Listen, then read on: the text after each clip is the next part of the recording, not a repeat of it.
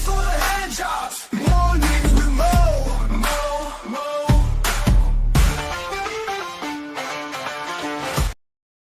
Good morning, everyone. It is the 27th of May, which means we are nearly out of this month. So if you had anything you were supposed to do in May, you have a couple more days to figure it out.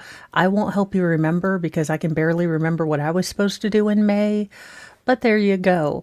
Thank you, Wolfram, for always doing your Modly Mod duties. Good morning, Tammy C.A. and Alice G.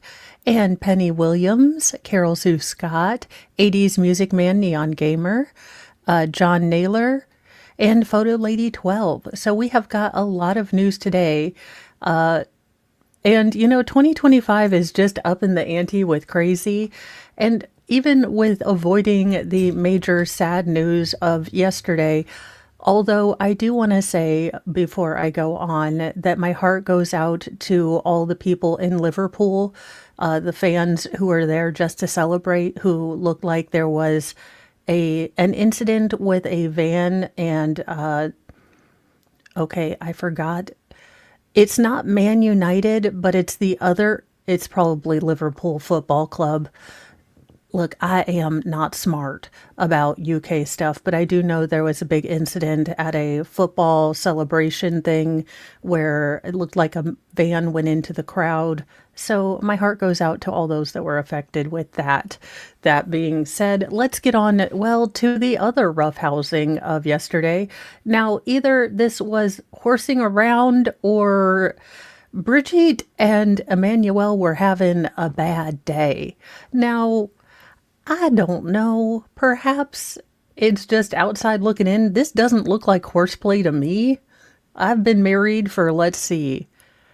Well, if you go with nearly 14, 15 years, and I can say that doesn't look like horseplay to me. But, far be it from me to try to tell you what the media is telling you. When video surfaced Monday morning of Brigitte Macron appearing to forcefully shove the face of her husband, French President Emmanuel Macron, as they arrived in Vietnam, the shocking moment was just a latest in a relationship that has been fraught with scandal. Well, I mean, not being up on the French stuff. Let's see what was the scandal. The head of state was just 15 years old, the age of consent in France. France, I'm gonna need to put you on a list of some sort.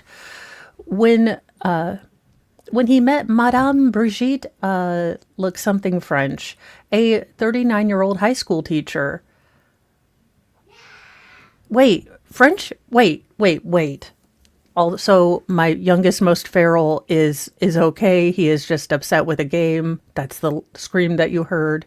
Not my inner soul when I was thinking what I would do if my 15-year-old son came back and said, "Hey, Mom, this chick's your age. You're okay with our relationship?" That'd be a no. So she met when he was a friend of her eldest daughter. Just Mrs. Robinson. Okay. At 15, Macron had the maturity of a 25-year-old. No, ew. His ex-sports teacher, Daniel Leloup, previously said, according to Bloomberg. He preferred making time with the teachers rather than his classmates. Well, sir, that gives you a smack in the face. I mean, maybe you should pick younger people. Okay, no, this is just so all the wrongs. No, 15 years old. Someone call internal affairs. Now, Brigitte's family found out about the affair in the summer of 1994 after they caught the two of them sunbathing around the pool of the teacher's aging parents, according to a biography of France's First Lady called Brigitte Macron, the Unfettered Woman. I don't know, I think you're fettered by a 15-year-old and grossness. Now, the relationship between the straight-A student and his literature and drama teacher caused uproar. Locals sent anonymous letters to the headquarters of the storied chocolate and Macron factory run by Brigitte's family, denouncing the affair. Friends, neighbors, and foes spit on the door of the future First Lady of France. From one day to the next, her friends with whom she was planning to vacation refused to speak to her. So, are you saying that in the early 90s we knew what to do with these women predators allegedly in Minecraft? Look, France, don't come after me. I'll have to look at my, genealogy, but I could be a little French. At the time, Brigitte was married to a banker, Andre Louis Azur, with whom she had 3 children. All right, well, look, this is all the grossness, but I don't want to cause an international incident, so if they're ew, France is France, I guess, but there you go. Now, what the funny part of this whole story has been the spin that mainstream media is putting on it, at least in my opinion, coming up with all sorts of reason that a wife would, smush the face of her husband, like they were horseplaying. The French are really funny. I don't know. They seem to like Jerry Lewis, and maybe she was trying to show him a Jerry Lewis thing. Again, these are stereotypes of a very ignorant, American, but this is like, I have no respect for, as a mom, a woman who at 40 years old, you know, laid hands or had a relationship with a 15-year-old. So I don't know. This is all too twisted for me, and I am not Candace, so I'm not going to even take this one on. Well, after that bad marriage, I figured it was time to get the hearts into something so we could at least have a good marriage. A beloved Hollywood couple, both 95 and 84 respectively, has marked a milestone wedding anniversary with a rare photo montage. We need a little bit of you know, a better story about marriage. A beloved Hollywood couple has celebrated 35 years of marriage on Monday, May 26th, with a full video montage of rare photos. Actor Robert Wagner, 95, and his wife Jill St. John, 84, celebrated the wedding anniversary on May 26th. 35 years of love, laughter, and partnership with my beautiful Jill, every day by your side is a blessing. Happy anniversary, my love, wrote Wagner on the video. Aw, the hearts are still here. Wagner and St. John actually met in 1950 when they were both contract players for Fox Studios. They later co-starred in How I Spent My Summer Vacation, but would not get married for almost 25 years until after that film. They were both married many times, many times, before they began dating in 1982. Wagner had famously married twice to the late Natalie Woods, who passed away in a tragic drowning accident in 1981. Now, Wagner and Woods share a daughter, Courtney, and after Woods' death, he became the legal guardian of Natasha Gerson Wagner, his stepdaughter, whose biological father was Richard Grayson. But they got together again in 1982 when they began dating, and that was it. Jane Smith, a friend of St. John's, told people at the time. They just started dating and have been together ever since. She's really in love. Well, you know what? 8th, 9th, 10th time's a charm. Hey, it's Hollywood. They're all actors. Yeah, JKD Buck, I would like to dig into that story when I have time, so probably in 5 to 6 years. But there have always been a lot of things that don't ring true in that story. But again, it's half a dozen of one, six of the other. I mean, there's so much speculation out there. That's the case that I'm not sure that we're ever going to figure out exactly what happened to Natalie Wood. Now, personally, my thing is they were going to make, the West Side Story too, and she was told that, Rachel Zegler was going to be her counterpart. And, well, I mean, the rest writes itself. That being said, it is nice to see a good Hollywood marriage once in a while, and my mom loved these two, so I have a little soft spot for them as well. Now, if you come for the Queen, our next story, then you don't want to miss. And I don't really care about the one person in this story, but don't you come after Elvira. Keep Elvira's name out your mouth, Megan. I don't care about you. Look, Megan, I don't spend much time, worrying about you. So I'm not a big Meghan Markle hater, but you stay away from Elvira. Look, I want her wigs, I want her bust line, and possibly some of her dresses. So we are nice, and we stand Elvira over here. Iconic horror, maven, queen of horror, Elvira has clapped back at Meghan Markle. Hey, princess, if you ever need beauty advice, come to me. And again, you don't go after Elvira. Meghan Markle should be very afraid. The Duchess of Sussex, for now, 43, got called out by Elvira, Mistress of the Dark, for saying she looked like the horror icon when she used hair dye during the coup. Now, Elvira, whose real name is Cassandra Peterson, shared an Instagram with a screenshot of a U.S. Weekly article about Markle's comment over the weekend, in which the Suits star included a dig at Elvira's hair. Hey, princess, if you ever need real beauty advice from a queen, just let me know, Peterson, 73, wrote. Now, critics reacted to the new celebrity feud in the comment section of the post. She wishes she looks like Elvira. She could never be Elvira. See, again, just don't come after Elvira. That's just,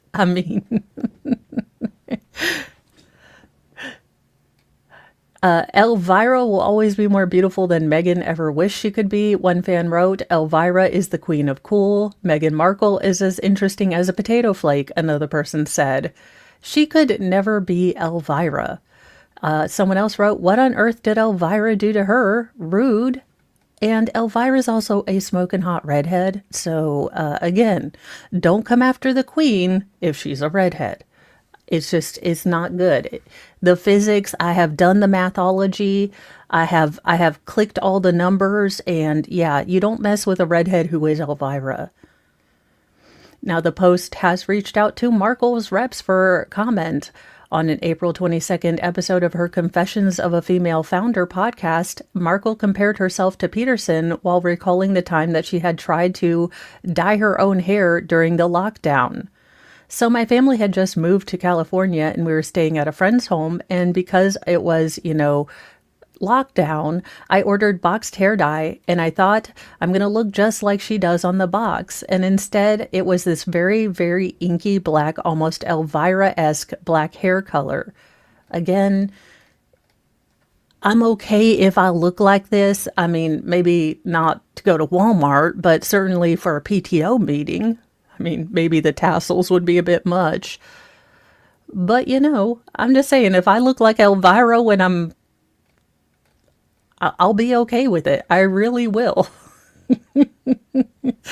So, I don't really care about the whole feud thing. I don't think it's that big a deal. I sincerely doubt that most people give two rats rah-rahs what Elvira or Meghan Markle think about them. But it just struck me as funny.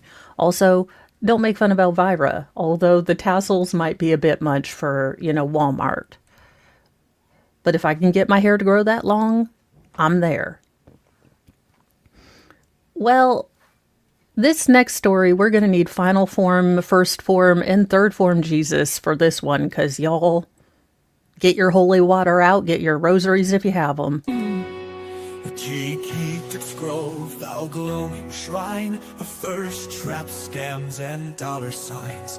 We chant in tones both grim and low, for virtue fled a long time ago.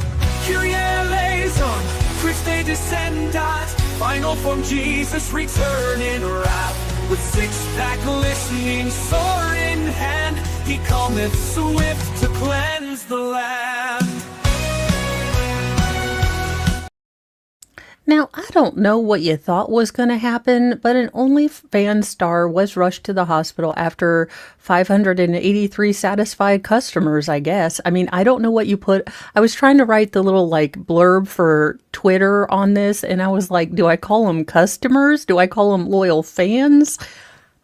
Do I just say she was like McDonald's, doesn't take your number?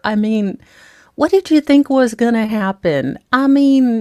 Look, Even runners use that chafing stuff when they're in a marathon. I mean, is it like third degree chafing? I don't know. The 27-year-old, dubbed Australia's most sexually active woman, has ended up in the hospital after sleeping with 583 men in just one day. Her mother's so proud. Can you imagine the Christmas card? On these joyous festivities of Christmas, just a little note about how our family's doing. Well, Alicia is exceeding in client retention. What in the name of all that is holy? Revealing that her body had simply had enough. The jokes just write themselves. Anna Knight was hospitalized on Wednesday after suffering, okay, this isn't funny, excessive bleeding, which is a symptom of endometriosis, a disease which she was aware of. So again, I can feel sad that she's in pain, but you know that you have this fairly crippling disease and then you decide to play, I don't know, Wreck-It Ralph with your uterus? I mean, I feel bad, but what the hell? Like, how bad am I supposed to feel about this? Now, Knight was diagnosed with the painful condition that affects about 1 in 7 Aussie women after coming off the hormonal contraceptive pill when she was in her mid-20s, and has been vocal about the struggle with her 200,000 followers. Again, I can feel bad that you're hurt and that you have a condition, but you are also doing the most skis-tastic stuff. Also, you weren't hurt enough to not take a damn photo of yourself with all the filters and everything else. So, okay, sympathy. My bottle of F to gives is, as you can see, just empty. The former marketing executive has been forced to take as many as 6 days off a month due to the horrific symptoms that she suffers with endometriosis. But recently her issues have worsened, with the adult star visiting, the emergency department for the second time in the past month, just days after she filmed a video with 583 men. I had just, finished my cycle before the big challenge, but I had an IUD fitted, so, everything will be just fine.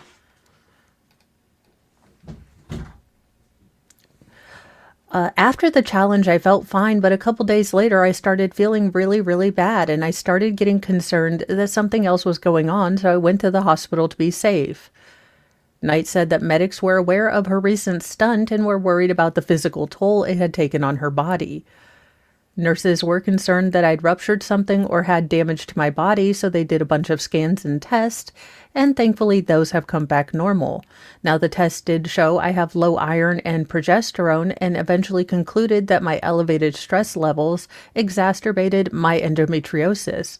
I was sent home and told not to stress. Okay, but does that mean like you're only going to see 2 clients? Or are you just going to show off your lower lady bits? Like, I don't know how one relaxes when one is a tawdry OnlyFans model. I'm guessing it's not cross-stitched the way I relax. So, there you go. Knight's recent challenge saw her prepare for 200 men to take part, but when 583 guys showed up, apparently, she decided why turn anyone away?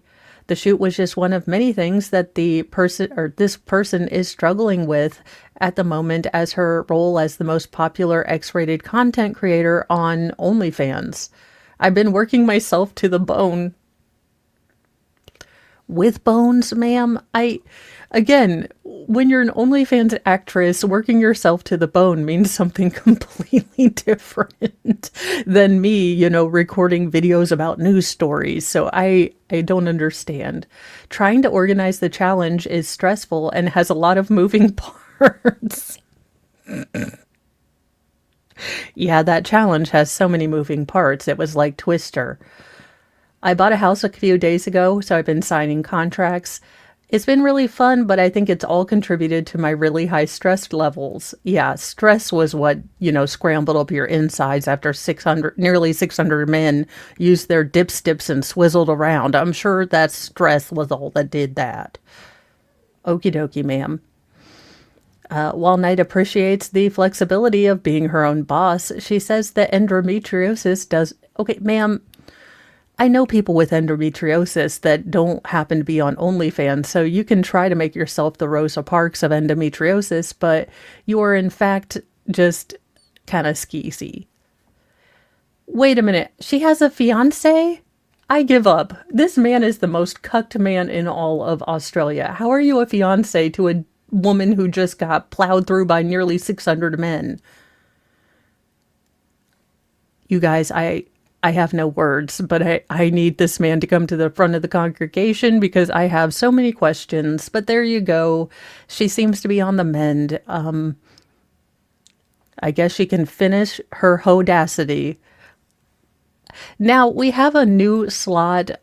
Lord Chippy gets 3 people, but I have finally finished up the stinger for Snake Island, and I think we have a great contestant for the first new stinger, Snake Island. It's a curse, we got a room for the wicked, the cruel and the worst. If you lie, if you cheat, if your soul's made of bile, you're bound for the fangs and the venom in style. Oh, one-way ticket to Snake Island. Oh, better conscience, less cowards and gaslighters. Go, no anchor, no lifeboat, no tearful goodbyes. Trust his hand and come and meet cold-blooded skies. Backstab your friend. And those of you who are new, there is actually an island in Brazil that has the most snakes per, I guess, mile. It is like the densest island of snakes. It's in fact illegal for you to go on there because there's so many venomous snakes. And I think that he deserves to go there wearing nothing but steak tartare. An ex-police chief convicted of murder and SA escapes from an Arkansas prison. So when they find him, I say you don't want to stay in prison. One-way ticket to Snake Island. I'm okay with this. Now, authorities in Northwest Arkansas are searching for a former police chief serving time for murder and SA who escaped from prison wearing a makeshift police uniform. The Arkansas Department of Corrections said that Grant Harden, 56, escaped from the North Central Unit of the Calico Rock prison in Izard County at approximately 3:40 p.m. Central Daylight Time Sunday. Now, Calico Rock is about 126 miles north of Little Rock. Yeah, I'm pretty sure I would just be tackling any bald, middle-aged looking man until he's caught. The search, which is continuing Monday, is a joint effort between the Department of Corrections, Arkansas State Police, and local and state law enforcement. The prison agency said that he was wearing a makeshift outfit designed to mimic law enforcement when he escaped, not wearing like a prison guard uniform or DOC equipment. So he definitely wasn't able to steal an actual guard uniform, but he was able to approximate it good enough that people didn't notice it when he went by because they've accounted for all the DOC issued equipment, and that's not been taken out. Now, Hardin was the former chief of police for the city of Gateway in Benton County, which had a population of about 440 people in 2023. He was also a police county constable and corrections officer. Gateway, which is near the Missouri border, is about 129 miles west of Calico Rock. He's described as 6 feet and weighing approximately 260 pounds. Anytime there's an escape, we consider that a threat to the public. Okay, well, 260 pounds, he can't be that quick. He's an older guy. I mean, did he shuffle walk like me? He does have a law enforcement background. Anytime, anything like this exists, we do consider it a threat to the community. Since 2017, Hardin has been at the North Central Unit serving a 30-year sentence for first-degree murder, as well as 25 years for each grape count. He pled guilty to the murder of James James Appleton, 59, a city water employee found shot in the face inside his work truck on October 2017, KNWA reported. Now, a witness told police that Appleton's truck and a white sedan had been seen on the side of the road. He then heard a loud boom and saw the sedan drive away. Now, the witness also found Appleton then slumped over in his seat with a gunshot wound to the head. Now, DNA linked him to a grape cold case of a teacher in 1997. The TV station reported Amy Harrison, a teacher at Frank Tillery Elementary in Rogers, was attacked by a man with a force multiplier at school. While preparing a lesson plan for the week, she was ambushed.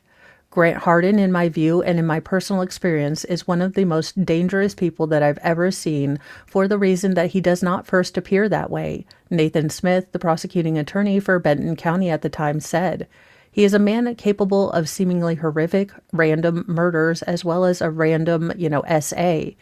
Now, the SA was profiled on the TNT series Cold Justice, Smex Crimes in 2015.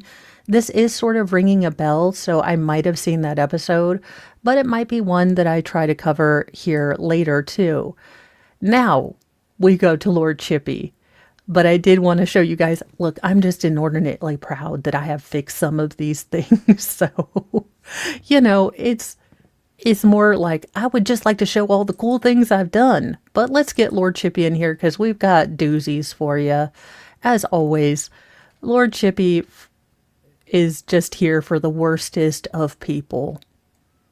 They're our skin, they steal our grace. These monsters wear a human face. No gavel, no badge, no throne, no crown can stop Lord Chippy from burning them down.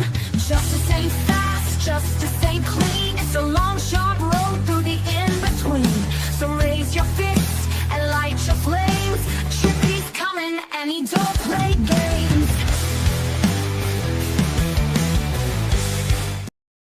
Y'all, Jesus better take the wheel during this story because these two dead-eyed looking, demons wearing human skin about made me want to just, fill up my Ford Transit red people mover and go take a visit to wherever in the hell this was from. Should never be in charge of any children. A mother who did nothing, I repeat that, nothing, as her boyfriend allegedly squeezed and threw objects at her newborn twins, unfortunately taking the life of one and injuring another, or the other has learned her fate, which I believe should be directly to the center of the sun. I mean, just the dead soulless eyes. How can you look in the camera and not have any of your personality come out unless you are just a soulless hoe bag? To 2 decades behind bars after she just stood by and watched her boyfriend allegedly unalive one of their newborn twins and injure the other while doing nothing to stop them. Hannah Renee Jones, 21, in February pled no contest to neglect of a child with great bodily harm in the death and injury of their infant twins at their Cocoa home in 2023. These babies came from the hospital and spent their entire 2.5 months in this abusive environment, Assistant State Attorney Rebecca Price said at Jones's sentencing hearing, according to a press release. It's only because one baby was found not alive at morning that her sister lived. Jones's boyfriend and the twins' father, although can we really just say the twins' male biological, contributor, because father means something completely different than what this animal was. And I'm sorry, but he's an animal. If you can attack your own children like this to the point where one is no longer living and the other one is severely injured, then animal. You are not a human. You obviously can't control yourself like people with, frontal cortexes that actually function can. So sorry, but you've been downgraded in, the sapient sort of level here.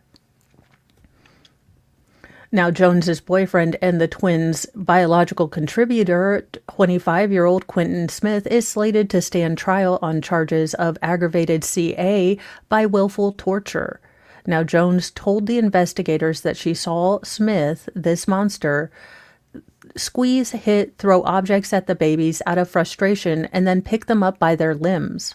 Now, according to prosecutors, Smith had taken actions that he admitted to, such as shaking, yanking, and biting the twin. Biting?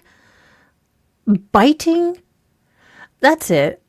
Full Hannibal Lecter with this dude. Like the Red Dragon one, or not the one where they fed the guys to the pigs. Like, I am done with this gentleman right here. Now, Circuit Judge Charles Crawford told Jones at sentencing that she should never be in charge of any children ever again. As Long Crime previously reported, a probable cause arrest affidavit said cops were called to the home in reference about an unresponsive infant about 11 a.m. on October 5th, 2023. Now, that infant was taken to the hospital, and unfortunately, they could not help her recover. However, because that infant was found in such poor condition, her sister, who was also taken at the time, was saved. Which, y'all, I'm not even... Photographs showed that this precious baby had circular bruises to the face, head, and body. In addition, there were also bruises on her upper back, left rib area, and swelling to the left arm. The surviving twin also had visible injuries, but was able to survive. So, as much as this is just an absolute kick to the gut, one baby was saved. And we have to look at that. And she's never going to go back to either of these two soulless ghouls. Now, both parents were taken to the Cocoa Police Department for interviews where they both tried to say, like, look, they fell off the crib. Don't you understand? Like, we were totally great parents. Nothing, we were doing like, the belly time and everything and put them in the little boppy. And, they just rolled over and got all these bruises. Well, Jones then finally confessed that, she and Smith bite the children and, squeeze them when they were crying and things like that. So definitely just absolute soulless ghouls. And I hope Gen Pop Justice, allegedly in Minecraft, may those women find out exactly what this heifer does. Just absolutely gross. That being said, 20 years is not long enough. Again, unless you put her in solitary for the entirety. And for this gentleman, well, Lord Chippy, I think you might need to make sure that you've got XL, but I think we've got full on, Cummins engines, and I think we'll be okay. So we can take care of big old people too. Now, again, this is the same kind of story. I kind of did a short about this. If we don't start spending more for these in-home care health giver sort of people to find a better quality of person, then you are going to end up with more of these stories, especially with the aging population, especially with more of the baby boomers looking at, the upper end, looking at, advanced care, home health care, and moving into nursing homes. Unless we start addressing the fact that we are going to need more competent people together. And also, your wig is put on incredibly terrible, ma'am. Like, I don't even lay a lot of like lace edges like that permanently, like certain cultures do with wigs. Let's just not get into it. And even I can see where they busted your lace up. So, ma'am.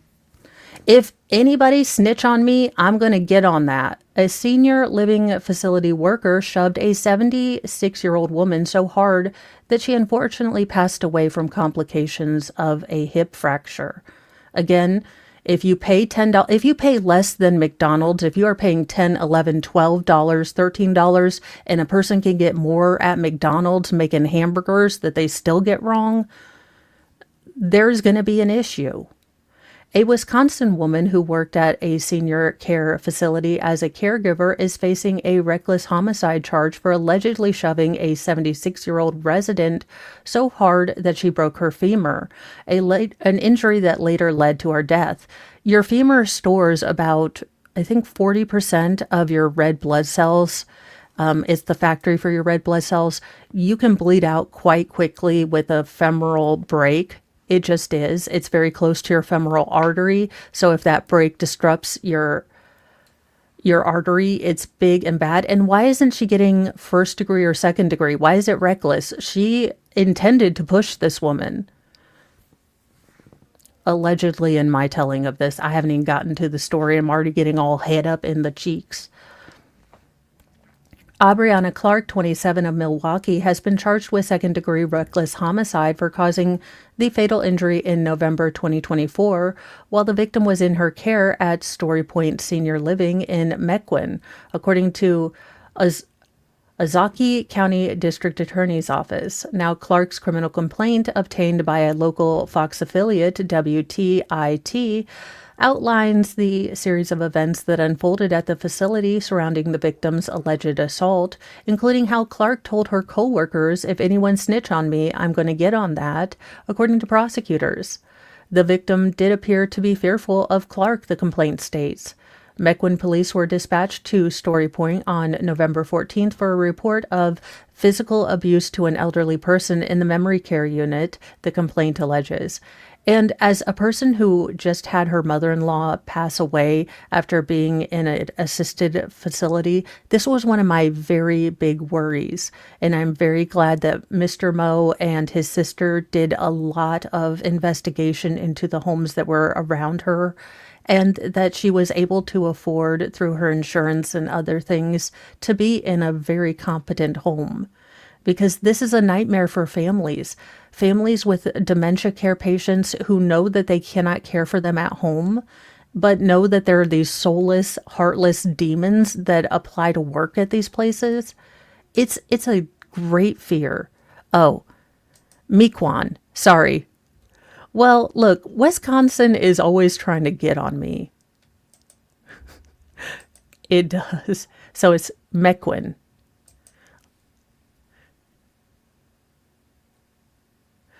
Okay, so the facility told,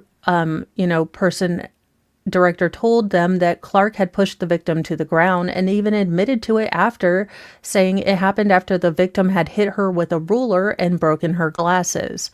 "I pushed her," Clark allegedly stated about 5 times, according to a staff member who spoke to authorities. Now, when questioned by police, Clark allegedly changed her tune, though, and insisted that she had not pushed her at all, that she had found the woman lying on the floor after falling on her own. Yeah, sure, Jan. Now, online records show that Clark was initially charged with physical abuse of an elder person causing great bodily harm for the alleged incident. However, authorities were notified on January 27th that sadly the victim had passed away because of the cause of her death was identified as a complication of that left hip fracture. So they did file homicide charges, and it's still unclear as to why it's reckless. Now, she made her initial appointments or appearances at the court. Her bond was set at $12,500. Are you kidding me? $12,500, and you caused a woman her life. $12,500. If this doesn't put, justice reform on the back bend for a long time, you guys think we're playing. I have tried to tell you since I've had this channel that the pendulum is going to swing. The pendulum is going to swing. And you could have gotten on board real judicial reforms, real things. Most people don't want people to lose their entire future because of some dumb things they did when they were a kid. But you start downgrading these kind of serious crimes, it's going to go back to 3 strikes, you're out. You think we're joking? No, people are going to get tired of their family, their friends, themselves getting victimized. And we are going to go right into the 3 strikes, you're out, and people are going to get life sentences for stealing a pair of sneakers. Because people are going to get over this. You have pushed the actual march for judicial reform back at least half a generation, in my opinion, because of all this stupidity. So continue to do this. But those of us who really wanted, actual justice reform, that actually wanted things to be done in a sensible way, you've killed it with cases like this, with low bonds like this, with a 10% of that well, it is Wisconsin, so she will have to pay the full amount. So 12,500. I'm sorry, but when the pendulum swings back, we tried to warn you. Well, I mean, if this isn't a Lifetime movie by the end of the week, I call shenanigans. A husband unalived his wife and then ran off to Costa Rica with their teenage nanny, who helped the cops catch him after their love affair ended. A woman scorned will do that to you. This is why you should not run off with your baby or, your teenage nanny unless you're going to stick with her for life. Cops in Georgia arrested a man who allegedly orchestrated his wife's red rum at his sports park, then ran off with the family nanny to Costa Rica, according to law enforcement officials. John Worrell, 58, is facing charges of malice murder, felony murder, and conspiracy to commit murder, also aggravated assault in the death of his wife, Doris Worrell, who was 39 when she was shot and killed nearly 2 decades ago. Now, the suspect may have gotten away with it, but the nanny began cooperating with authorities after their love affair ended and he moved back to the U.S., the Georgia Bureau of Investigation said in a press release. Again, if your heart's and your alibi's in Costa Rica, you, by God, better stay in Costa Rica, sir. Now, the slayings occurred on September 20th, 2006 at John's Sports Park in Douglas, which is located in southern Georgia. Now, initially, investigators from GBI and Coffee County Sheriff's Office believed that John was a grieving husband and his wife was a victim of a robbery gone wrong, or as a retaliation for him kicking a patron out of the business. But as the investigation progressed, it became apparent that all wasn't as it seemed. Now, cops learned that the Worrells were having marital issues and that John was having an affair with the 18-year-old nanny who had moved in with the family 2 or 3 years prior, which means 2 or 3 years prior, she was 15 when you first met her, and ew. What is it? Just, ugh. Now, he wanted to divorce his wife, but feared that he would lose custody of their 3 children, who were all under the age of 12 at the time, so he allegedly concocted a scheme to have her, red-rummed. Now, John Worrell recruited Glidden Rodriguez and Brandon Cage, who were later arrested for conspiracy to commit murder, according to cops. However, investigators dropped the charges due to lack of evidence, and they have never been rearrested. Unfortunately, Rodriguez has passed since then. Now, after his wife's death, John Worrell moved to Florida, then later to Costa Rica, where his lover nanny joined him after she was deported from the United States, in part because she refused to give up critical information about the homicide. Now, the pair then raised John and Doris's children together. Double ick. In recent years, however, John Worrell and the nanny ended their relationship, and detectives traveled to Costa Rica hoping that the spurned lover would give up relevant information. And, a scorned woman is she's vengeful but predictable. So she did just that, and with her statement, investigators had what they needed to make an arrest. Now, the cops took the suspect into custody at his home in Missouri. I want to be clear, this case has never been forgotten, Coffee County Sheriff Fred Cole said in a statement. While the road has been long and often frustrating, we've never given up. Justice delayed is still justice. Today we honor Doris and her loved ones with this long-awaited breakthrough. The arrest should also serve as a warning to any other red rummers who think they might be able to escape justice just because the years have passed since their, red rumming. The investigation should also give hope to family of victims of other cold cases that seek answers and are still, on this journey, said GBI Special Agent in Charge Jason Seacrest. It should produce fear and sleepless nights for offenders and other cold cases because law enforcement won't stop looking for you. It should bring pride and confidence in communities we serve, knowing that law enforcement has not forgotten and will continue to investigate these cases no matter how long it takes. Now, Doris's sister, Leanne Tuggle, told local CBS affiliate MZA, her suspicion grew on her former brother-in-law when he and the kids moved out of the country and wouldn't tell them where they went. Why would he pick up his family and move, and why not let us know his location when he moved out of the country? Things like that weren't adding up. Tuggle and her sister, said her sister should be remembered not by her death, but from her kindness. She was the sweetest, the absolute sweetest person anyone could have known. Now the suspect waived extradition and has been transported to the Coffee County Jail, where he is being held without bond. Yes, I remember Paul Bernardo and his wife and that terrible, terrible Jerry curl perm he had and the Zumba pants. I never could figure out how, oh gosh, the little teenage girl started liking, or was that that was the Buttafuoco's. Never mind. I'm confusing the Buttafuoco's, James or Jimmy Buttafuoco with Paul Bernardo and Carla Homolka. But yes, I have heard of the Ken and Barbie killers from Canada. I love that I can remember serial killer lore, but if you ask me Mr. Moe's phone number, I'm like 5, 12 to 11. Joey Buttafuoco. I don't know, but I always loved saying his name when I was younger because I think this was around the time that I was 6 or 7, and it was like I could almost curse. What I would say was like, "Oh, Buttafuoco," and my mom would be like, "Stop it! You cannot use that as a sort of code curse word." I just thought I was pretty smart for using Buttafuoco. That being said, my mom begged to differ. What can you do? I fought the mom and the mom won, but I was 7. Now I'll say Buttafuoco whenever I want.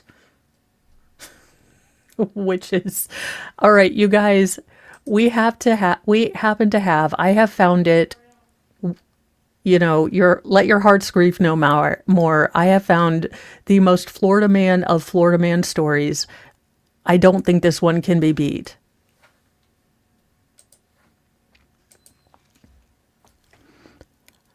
I mean, deputies fatally shoot alligator-bitten man believed to be on drugs. I mean, could this get any more Florida unless he was had a Pabst Blue Ribbon and a Pall Mall with him after, and the gator also had them? It's a sad story, but it's also the most Florida story I have ever seen in my entire life. Now, deputies in Central Florida fatally shot a man believed to be on not street legal pharmaceuticals, who allegedly charged up at them after emerging from a lake where he appeared to have also been attacked by an alligator.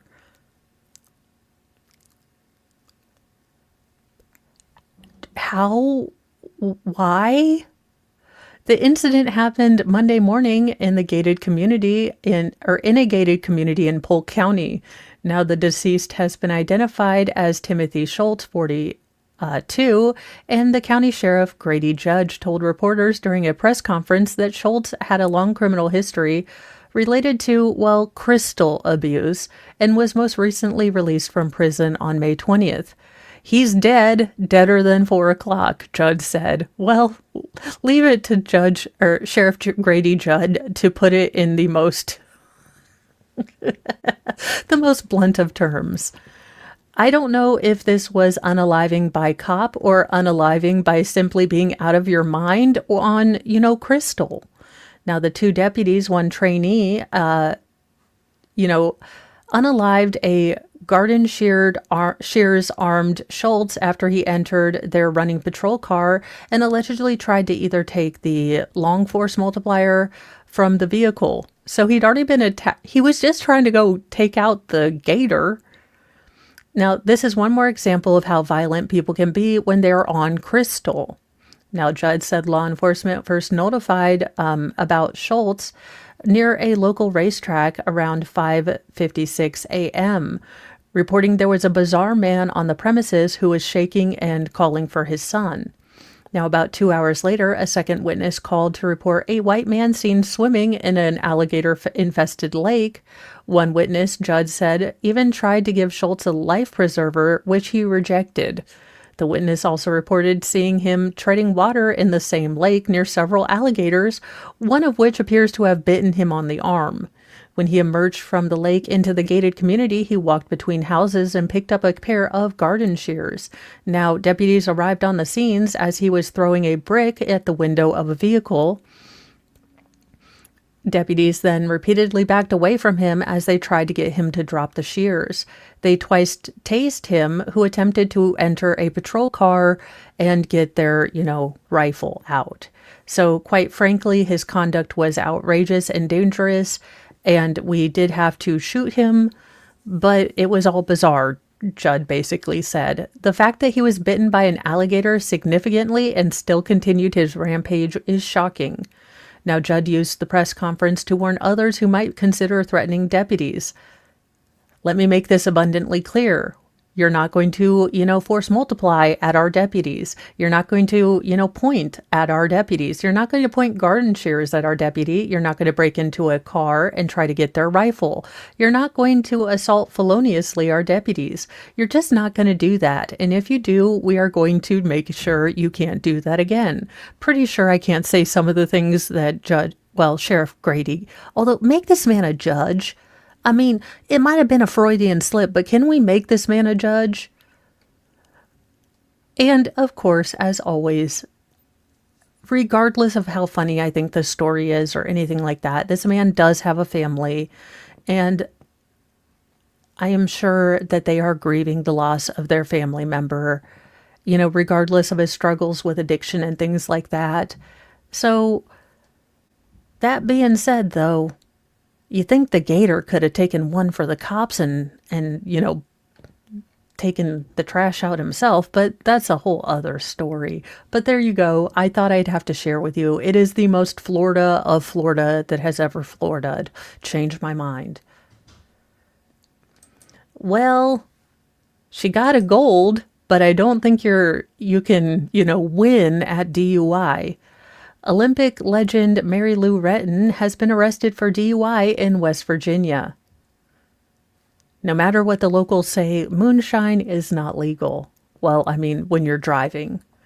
Olympic gold medalist Mary Lou Retton was arrested earlier this month for a DUI in West Virginia.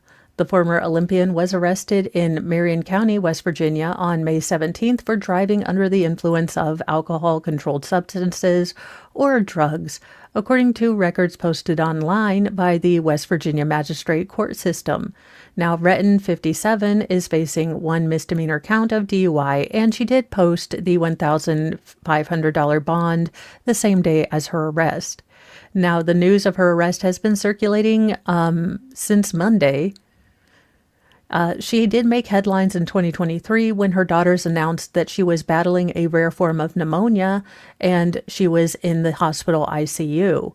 Now, Retton's family did ask for, donations during that time, and she was able to raise over $200,000 in a day. So, maybe she just made a bad choice. I hope that she'll be okay and she'll make better choices. But this is a little bit of a spit in the face to everyone who kind of donated to her to give her a better life, and then she made this choice. But we all have our own, screw-ups in life. So if she repents and atones and makes better choices, I am all for redemption. I think that we need to give redemption out. Otherwise, people are... You forget your humanity if you don't allow for redemption on some things. That being said, did they make her do a cartwheel? Because, look, y'all, I have watched the body cam footage, and I've come to the, depressing realization that if given the opportunity to do the hokey pokey of sobriety, I would probably fail, because there's no way I'm walking a straight line, even 100% sober. So... That being said, I do hope there is body cam footage of her doing the hokey pokey of sobriety. Not saying I'm going to make a video, but not saying I won't. And on our final story of today, and of course, the only reason I picked this one out is so I can wear my cow. But these are not Thunder Count horns for right now. These are heifer solidarity horns for right now. because sometimes us heifers get, swept away and we just want to be found. A cow that was caught in a flood has been found alive on an Australian beach 11 miles away. Look, she just wanted to go to the beach. Look, us heifers like to go to the beach. It's just how it is. Y'all respect that. A cow was found alive on an Australian beach after being carried by a flood 11 miles away. So Layla Phillipson found a cow alive on the beach at Old Bar Beach on mid-north coast in New South Wales. I'm sure if you're Australian, this all makes perfect sense as to where I'm talking about. Now, the cow was one of multiple cows that was swept away by floodwaters brought on by torrential rains in New South Wales. The cow is believed to have originated from Taree, which is about 11 miles away from the beach where it was located. Phillipson posted photos of the cow to Taree Community Notice Board on Facebook, where they came to the attention of the animal's owner.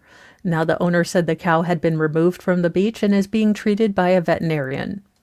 But, sometimes a heifer wins, and she got to go to a beach. So I say we protect this heifer at all costs.